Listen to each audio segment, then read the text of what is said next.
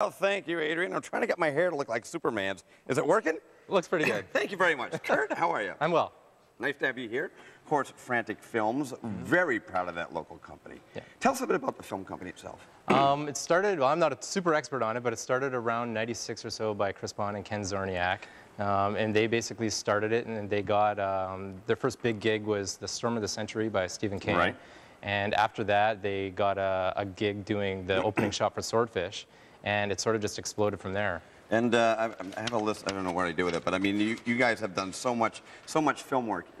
But Superman, big one for you guys. Yeah, it was a pretty big production. We had like a lot of shots on that, and it was probably the biggest movie that we've worked on to date.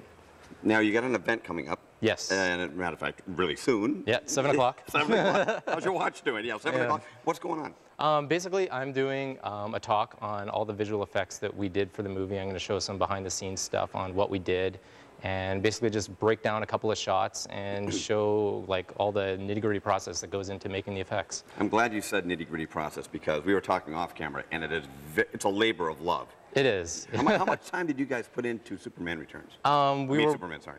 We were probably working on it for, like in total, maybe a year and a half, a year. It was a long time. Right. But like we basically did a whole bunch of R&D on it, and we went from that to completed shots. And we're looking at some of the stuff right here. Yeah, this is basically the green screen shot here, and we did the CG water that's added at the bottom. That water's not real. That water's not real. You have to wait a bit here. It sort of pulls up on the boat, and there's the green screen behind the boat. And we did all the sky replacement and stuff here. And there's a set extension on the boat and the helicopter up top. We also did inside the little green tube there. It's hard to tell, but there's a bunch of kryptonite inside of there. That's a 100% CG shot there. All that's fake? All that's fake. The water and the sky and everything. All the kryptonite here. Yeah, these were unbelievably render intensive and took a long time to put together. This sort of shows the fluid simulation software that Frantic made and all the silt and stuff that goes into that. Here's all the different layers building up that shot there. So we also, and after that sequence, we did this, which is the MD sequence where basically there's a big storm and it causes this big wave to sort of go and hit Metropolis. The entire dock there is all fake. Unreal. You can sort of see the process where it's being built up there. That is absolutely incredible. How do you start? I mean, I know we can't get into it in the few minutes that we have, but how does this all happen?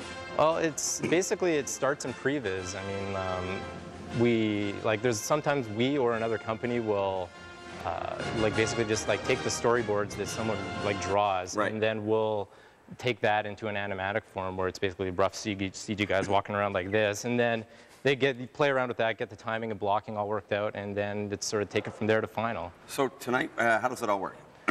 Basically, I'm going to be covering a whole bunch of shots. You saw one there. It was the opening title sequence. I'm going to cover the AP sequence, which is like the Atlantis project, where Lex Luthor makes the big island that comes out of the water. Right, and all the remember crystals. that scene? Good one. And yeah, I'll be talking about all that and breaking down some shots, and neat. Hopefully it'll be interesting. Now, how many people can you accommodate? Quite a few people, but come there early because there is limited seating. We're also giving away a copy of Digital Fusion, which is the program that I use at work. It's like a $5,000 piece of software. Wow, yeah, that is incredible. It's worth it. I would even like to have it. So. Don't they give you one at work? No, I don't get a free one for home. Now, let me ask you this. I tried to get out of him off camera, but what's going on with Frantic now? What are you guys working on? I can't talk about it. It's all top secret. $20. No, still no. We're gonna have to wait. We're gonna have to wait. But your background, how did you get to this point? I'm pretty much all self-taught. I mean, I took a few little courses here and there, but I basically was a computer geek, and I sat at home in the winters, you know, just plunking away doing little videos. Eventually, I got a job here when it was a different station. That's right. And I worked upstairs for about a year and a bit, and I applied to Frantic and got a job there. Fantastic. Yeah. Excellent. Well, there's a success story, and also Frantic Films itself, a local success story, doing wonderful things in Hollywood. A little inside gossip. What's it like to work with the big wigs in Hollywood? Can you be nice about it?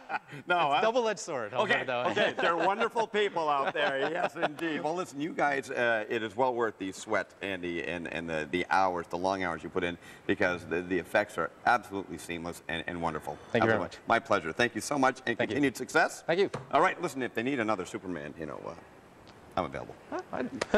You can surely, if you can make the ocean, you can make me look good, I think. Anyways, we're taking a break. We'll be right back after this. Don't go away. Why